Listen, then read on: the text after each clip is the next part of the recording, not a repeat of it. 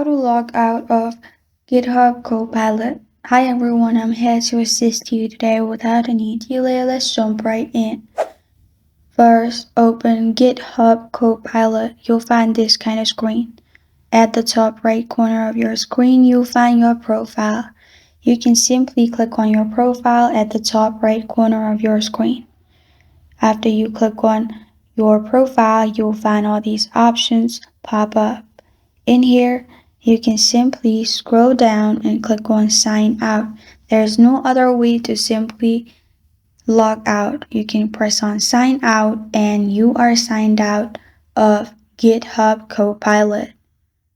And this is how to log out of GitHub Copilot. Thank you for joining me today. If this video helps you out, please leave a like and subscribe for more. Got a question or want to suggest a topic? Comment below. Thank you for watching.